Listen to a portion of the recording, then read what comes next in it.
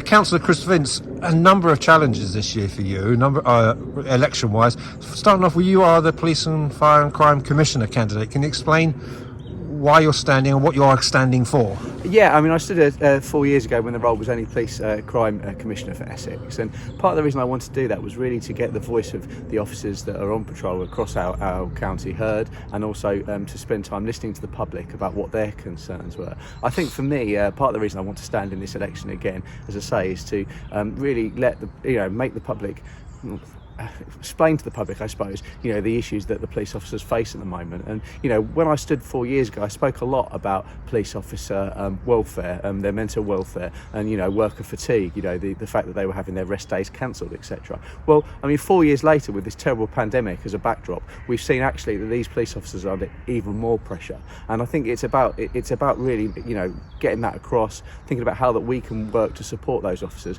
but also as well, of course, the biggest part of the role of Police, Fire and Crime Commissioner is actually about engaging with the public, listening to the public. And although, as you know, I enjoy the sound of my own voice, I also really enjoy listening to people and listening to the public about what their concerns are as well. So that's what's motivated me to stand. Does the Police and Crime Commissioner need to be political? Obviously, or not obviously, Roger Hurst is a Conservative. Yeah.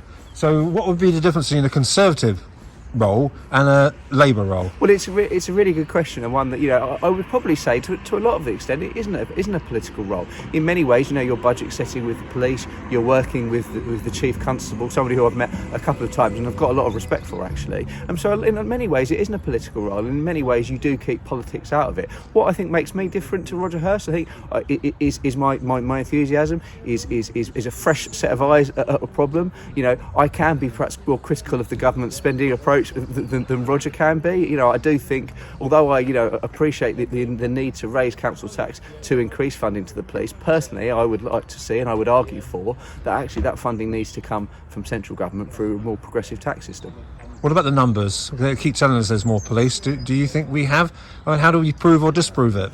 Well, I think there are more police. I think we've seen, increase in PCSO, something that I'm very passionate about, the importance of, that community policing. Are we back to the numbers where we were in 2010? No, we're not. And has, 10 years of, austerity had its long-term impact? Yes, I think it has. You have had 10 years where there haven't been enough police on our streets. I still would say that we need more, and I think that has had a knock-on effect. Equally, it's all well and good saying, we've increased police numbers, but have we increased police resources? We know that there have been issues where police haven't been able to attend certain incidents because they haven't been able to get there because, we've seen, not enough police cars, not enough police resources. We've seen the garage that the police garage has moved from Harlow, which has a knock-on effect as well. I think last time you stood, I think you won Harlow and I think you won Thurrock, but you need to win the rest of the counties. What are you going to gauge as success this time? Yeah, I mean, I often joke I didn't move to Harlow because Harlow voted for me in the Police and Crime Commission elections, but it was, genuinely, jokes aside, it was a real honour for the people of Harlow to put their trust in me, and sadly the rest of Essex wasn't quite the same. Yes, it's going to be a challenge, and I'm very realistic that although, Harlow is, council-wise, that little patch of red, there is still a sea of blue around it, but, I think we can improve on last time round. I'm hoping to increase our vote share, and yeah, if I can get to a point where we get to the, as you know, it's a two-round voting system where you get a first choice and a second choice, and the top two go into sort of a playoff almost. I'd quite like to make that playoff and see where we go from there, really. You're also standing for Essex County Council. Can you tell me why you're standing and exactly where you're standing and what for? Absolutely. Well, I'm actually standing in Harlow West, which includes my ward as a district councillor, Little Pardon and Hare Street, but also Great Pardon and part of Potter Street and Staple Tight. Part of what got me involved, wanting to stand in the county council, I suppose, to be honest with you, Michael, was frustration. As a district councillor, I spent a lot of time knocking on doors. Sadly, at the moment, knocking on doors has been replaced by phoning people. And a lot of the issues they do raise to me are to do with the Essex County Council. You won't be too surprised for me to say potholes to you, but also, issues with footpaths, issues with just roads in general, speeding, etc.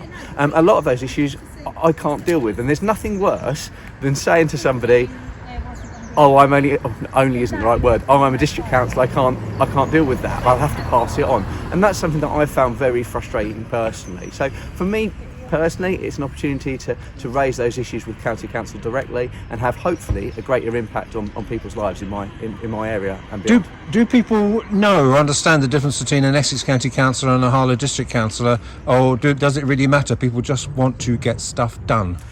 Well, to an extent that's true, and that's partly why I'd like to do both, I suppose, because then I can, and then I don't have that. There isn't that excuse. I have to say, I found more and more people are more aware. Actually, when I knock on doors and speak to residents, I suppose it's particularly those that are more politically engaged and have a little bit more understanding. They do say, "Oh, I know you can't deal with that." But yes, a lot of people don't know, and I can understand that because it is, perhaps a little bit overcomplicated sometimes, and we do need to be clearer. I know that we've done more in the Harlow Times, for example, Harlow Council have, to make the roles of each body more transparent. But of course, not everyone sees that, and not everyone does know. So yeah, it's an opportunity. If I do both, it means that then there isn't that excuse, if that makes sense. What would be your main criticism of the four Conservative councillors who've been representing Essex County Council over the last 4 years? Well, I'm not one to criticise the opposition, and go on. And I have to say, particularly Councillor Souter, I've got a lot of time for on a personal level, and he was the former chair of the council. But I just think I can do better, and I think I can do more, and that's not a criticism of them. It's just a belief that actually I would work harder, I would be more visible in the local community, and more engaged. And being, as I am already, a district councillor in part of the division, I think really gives me a springboard. I've already started talking to residents. I've spoke to residents, I say via the phone, sadly, which is never quite as good, in Great Parna, for example, as well. And so I just feel that I would be a stronger candidate because I would work harder and be more engaging with residents. And finally, defending your seat of Little Parndon and Hare Street, is that correct? I am, yes.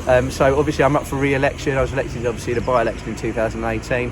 I'm up for re-election in my ward in Little Parndon and Hare Street. I suppose the plus side is it makes life easier because they're only looking for one name on the ballot papers.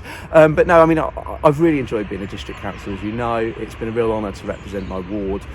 It's been, again, sometimes frustrating, as we've said. You can't change everything, and you are obviously restricted working with set budgets. But it's been a real honour to stand, and I would be, again, honoured to be elected to stand again.